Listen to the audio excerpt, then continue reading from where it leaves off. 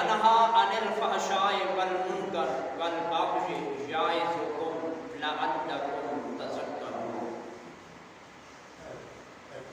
کہ اور تمہیں اللہ منع فرماتا ہے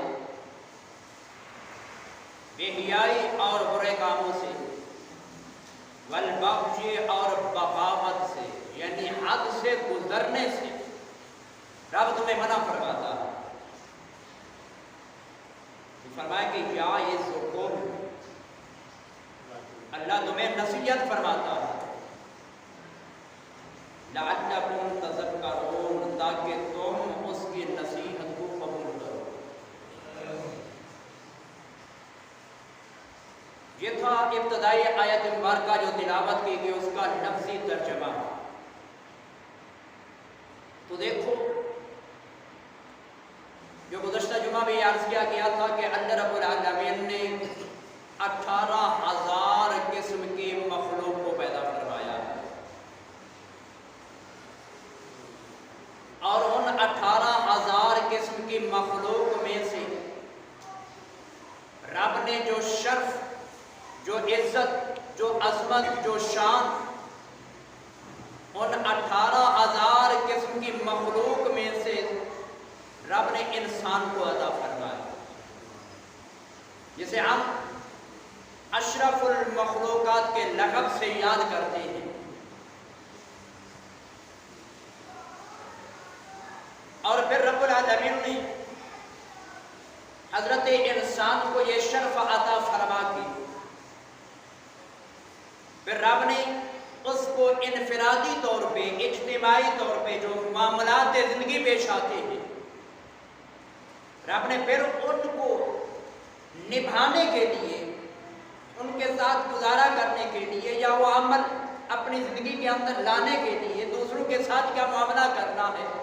اس کے لیے رب العالمین نے پھر حضرت انسان کی مکمل طور پہ رہنمائی فرمائی کہ یہ جو تجھے شرف ملا ہے، تم نے اپنے شرف کو کیسے سلامت رکھنا ہے، اس شرف کو کیسے بچا کر رکھنا ہے۔ تو رب العالمین نے قرآن کے اندر اور اللہ کے پیارے محبوب نے احادیث مبارکہ کے اندر حضرت انسان کی مکمل رہنمائی فرمائی کہ یہ جو تجھے شرف ملا ہے، اس شرف کو تم نے قائم کیسے رکھنا ہے۔ تو اس شرف کو قائم رکھنے کی خاطر رب العالمین نے جن 3 کاموں کے کرنے کا حکم دیا، وہ پہلی چیز رب نے فرمایا کہ انصاف کرنا ہے، عدل سے کام لینا ہے، کہ ایسا نہ ہو کہ اپنی خود غرضی کی خاطر، اپنی ذات کی خاطر، یا اپنی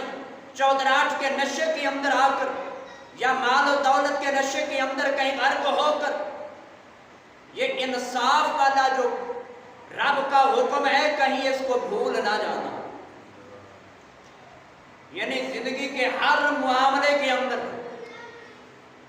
انصاف کو برقرار رکھنا ہے۔ کیا ہے؟ تیری زندگی کے آنے والا لمحہ وہ حقوق العباد کا ہو یا حقوق اللہ کا ہو، دونوں معاملات کے اندر انصاف کو برقرار رکھنا ہے۔ تو آئیے دیکھیں کہ کیا ہم اس انصاف کے اوپر عمل کر رہے ہیں۔ ہر ایک بندہ اپنی اپنی جگہ پہ اس عدل والے رب کے حکم کو اپنے ذہن کے اندر بٹھائے اور سوچے، غور کرے کہ کیا کہیں میں اس کے اندر ناانصافی تو نہیں کر رہا، کیونکہ عدل کا منافی جو چیز ہے، اس کی مخالف جو چیز ہے وہ ناانصافی ہے۔ اور گزشتہ جمعہ یہ عرض کیا گیا تھا کہ رب العالمین نے حضرت انسان کو خالصتاً رب نے اپنی عبادت کے لیے پیدا فرمایا۔ تو ہم اس چیز کو لیں اور دیکھیں کہ جب رب نے ہم کو، انسان کو، کلمہ کو، مسلمان کو رب نے اپنی عبادت کے لیے بنایا، کیا وہ اس عبادت کے معاملے کے اندر کہیں اپنے ذات کے ساتھ ناانصافی تو نہیں کر رہا؟ کیا وہ انصاف کے اوپر عمل پیدا ہے کہ رب نے ہمیں اپنی بارگاہ کے اندر سجدہ ریز ہونے کے لیے بنایا، رب نے ہمیں اپنے سامنے قیام کے لیے کھڑے ہونے کے لیے بنایا، رکوع کرنے کے لیے بنایا، سجدہ کرنے کے لیے بنایا، رب نے اتحیات پہ بیٹھنے کے لیے ہمیں دنیا کے اندر بھیجا ہے، تو کیا کہیں ہم اس معاملے کے اندر رب کے ساتھ ناانصافی تو نہیں کر رہے؟ تو غور کریں، سوچیں، تو ہمیں سال بھر کے اندر ایک مہینہ یاد آتا ہے کہ ہم نے رب کی عبادت کرنی ہے، رب کی بارگاہ کے اندر جھکنا ہے، رب کو سجدہ کرنا ہے، رب کی ذات کے لیے ہم نے قیام کرنا ہے، رکوع کرنا ہے، سجدہ کرنا ہے، لیکن پھر پورے 11 مہینے ہم اس چیز کو بھول ہی جاتے ہیں۔ تو پھر تو وہ رب کا جو حکم ہے بالعدل کہ انصاف کرنا، تو جس مقصد کے لیے رب نے ہمیں اس دنیا کے اندر بھیجا ہے، ہم اس معاملے کے اندر بھی انصاف نہیں کر رہے، جبکہ رب نے ہمیں انصاف کرنے کا حکم دیا۔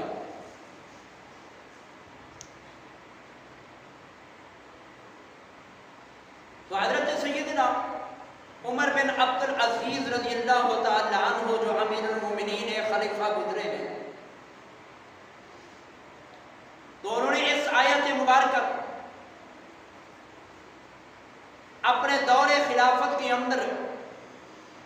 گورنروں کو حکم دیا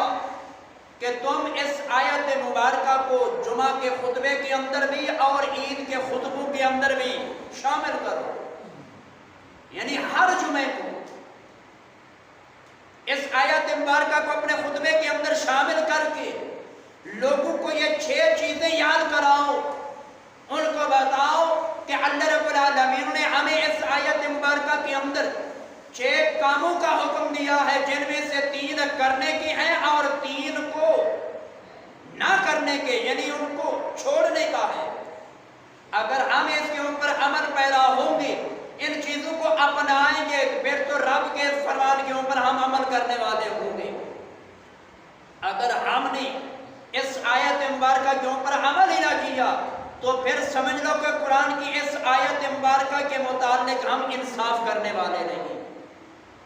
تو جب انصاف کرنے والے نہیں ٹھہریں گے تو اس کے پھر دوسری چیز مخالف ہے ظلم، پھر سمجھ لو کہ ہم ظلم کرنے والے ہیں، اور پھر یہ ظلم کسی اور کے ساتھ نہیں، ہم اپنے ساتھ کر رہے ہیں۔ یعنی ہم کتنی غفلت کا شکار ہیں کہ اپنے اوپر ظلم بھی کر رہے ہیں اور پھر ہمیں اس بات کا احساس بھی نہیں۔ کوئی اور ہمارے ساتھ تھوڑی سی زیادتی کرے تو اس زیادتی کا ہم اتنا جھنڈورا پیٹتے ہیں کہ محلے والوں کو، رشتہ داروں کو، علاقے والوں کو، عامہ دین کو، سرمایہ داروں کو، سب کو بتاتے ہیں یار میرے ساتھ فلاں نے بڑا ظلم کر دیا ہے۔ پریشان دوسرے کا ظلم تو تجھے یاد آیا، پر اس بات کے اوپر تو غور کر کے تو اپنے ساتھ آپ کیا کر رہا ہے۔ تو دیکھو رب العالمین نے واضح طور پہ قرآن کے اندر یہ بات ارشاد فرمائی کہ شیطان انسان کا دشمن ہے۔ آج دنیا داری کے لحاظ سے ہمارا کسی کے ساتھ اختلاف ہو جائے تو ہم اس کے گھر سے سامنے سے گزرنا گوارا نہیں کرتے، اگر گزرنا پڑ جائے تو ہم اپنے ساتھ 2-4 ساتھیوں کو لے کر جاتے ہیں، گن مین جسے کہتے ہیں، ہم گن مین رکھ لیتے ہیں، اسلحے سے لیس ہو کر جاتے ہیں، کہیں ایسا نہ ہو کہ پھر میرا اس کے ساتھ سامنا ہو جائے تو وہ پھر میرے ساتھ زیادتی نہ کرے، میرے ساتھ وہ ظلم نہ کرے، کیونکہ وہ میرا دشمن ہے۔ تو دنیا کے دشمن کے ساتھ تو ہم اتنا کچھ کرتے ہیں، لیکن جو ہمارا دنیا کا بھی دشمن ہے، ہمارا آخرت کا بھی دشمن ہے، لیکن آج تک ہم نے اس کی مخالفت نہیں کی۔ زبان سے کہتے بھی ہیں شیطان دشمن ہے، لیکن پھر ہم اس کی مخالفت بھی نہیں کرتے۔ تو اس کے کہنے پہ یا جو وہ چاہتا ہے اس کی چاہت کی خاطر ہم سب کچھ کر گزرتے ہیں۔ دیکھو شیطان ہمارا ازلی دشمن، اس کی خواہش کیا ہے کہ رب العالمین نے جس مقصد کی خاطر انسان کو بنایا ہے میں وہ مقصد پورا نہ ہونے دوں۔ رب نے انسان کو اپنی عبادت کے لیے بنایا تو شیطان نے یہ چاہا کہ یہ مقصد ہی میں نے پورا نہیں ہونے دیا، نہ ہونے دوں گا۔ تو آج ہم غور کریں کہ کیا شیطان اپنے اس مقصد کے اندر پورا ہے یا نہیں۔ کسی کی طرف انگلی اٹھانے کی ضرورت نہیں، کسی کی مثال دینے کی ضرورت نہیں، ہم اپنے گریبان کے اندر جھانکیں اور دیکھیں اور سوچیں کہ زندگی کا ہر شعبے کے اندر ہم غور کریں کہ کہیں ہم شیطان کی خواہش کے اوپر عمل تو نہیں کر رہے، کہیں شیطان کی کہنے پہ یا شیطان جو چاہتا ہے اس کی چاہت کے مطابق ہم زندگی تو نہیں گزار رہے۔ تو سب سے پہلا عمل جس کی وجہ سے شیطان کو لعنتی قرار دیا گیا، جس کی وجہ سے شیطان کو جنت سے نکال کر زمین پہ پھینکا گیا، جس کی وجہ سے رب العالمین نے شیطان کو لعنتی قرار دیا، وہ تھا آدم علیہ السلام کو تعظیمی سجدہ کرنا۔ جو آدم علیہ السلام کو ایک تعظیمی سجدہ نہ کرے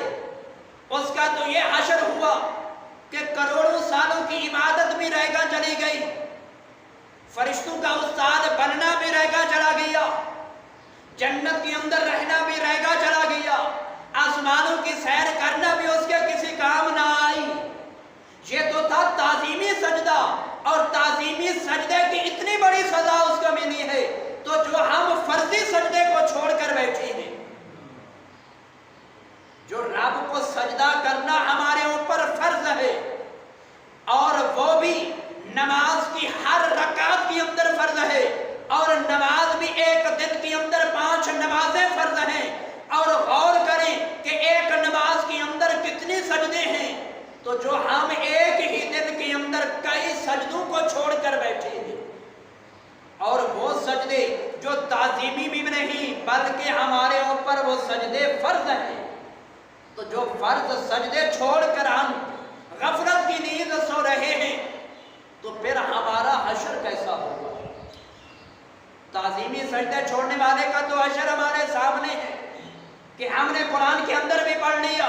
احادیث مبارکہ کے اندر بھی پڑھ لیا، علماء سے بذریعہ تقاریر سن بھی لیا کہ شیطان نے تعظیمی سجدہ نہ کیا تو اس کا یہ حال ہو گیا، لیکن ہم نے فرضی سجدہ چھوڑ دیا تو ہمارا کیا حال بنے گا؟